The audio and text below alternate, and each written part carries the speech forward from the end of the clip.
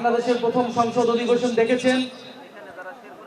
আমরা সংসদকে সম্মান জানিয়ে ইলেকশন ইঞ্জিনিয়ারিং এর অনেক অভিযোগ এবং সমালোচনা থাকা সত্ত্বেও আমরা সংসদে গিয়েছি কারণ জনগণ আমাদেরকে এত কারচুপির পরে আমাদের কয়েকজন সদস্যকে নির্বাচিত করেছে, বিরোধী দলের 11 দলের সংসদ সদস্যদেরকে নির্বাচিত করেছে সংস্কার কার্যক্রমকে বাস্তবায়ন করার জন্য, উচ্চকক্ষকে বাস্তবায়ন করার জন্য, সংবিধান সংস্কার করার জন্য।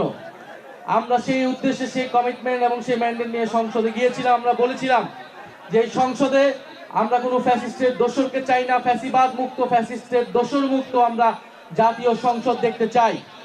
কিন্তু গতকালকে আমরা দুঃখজনকভাবে খুব ভালোভাবে শুরু হলেও আমরা খুব আন্তরিকতার সাথে পার্টিসিপেট করলেও দেখা গেল যে ফ্যাসিবাদের দোসর রাষ্ট্রপতিকে বক্তব্য দিতে দেওয়া হলো।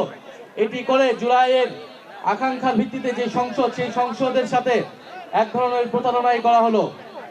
স্পিকার সাহেবকে আমরা, মাননীয় স্পিকারকে আমরা বলেছিলাম যে রাষ্ট্রপতির বক্তব্য বিষয়ে আমাদের বক্তব্য রয়েছে, সেই বক্তব্য যাতে আমাদেরকে দিতে দেওয়া হয়, কিন্তু সেটি তিনি না দিয়ে রাষ্ট্রপতিকে বক্তব্য দিতে দিয়েছেন। ফলস্বরূপ আমরা প্রতিবাদ করে ওয়াকআউট করে আমরা চলে এসেছি। আমরা আহ্বান জানাবো অতি দ্রুত অবিলম্বেই এই ফ্যাসিস্ট দোসর চুপ্পুকে অভিশংসনের মাধ্যমে অপসারণ করে নতুন রাষ্ট্রপতি নির্বাচন করতে হবে এবং তাকে গ্রেফতারের আওতায় আনতে হবে। তিনি শপথ ভঙ্গ করেছেন, তার বিরুদ্ধে আর্থিক দুর্নীতি রয়েছে এবং তিনি গণহত্যা চলাকালীন নির্বিকার ভূমিকা রেখেছিলেন।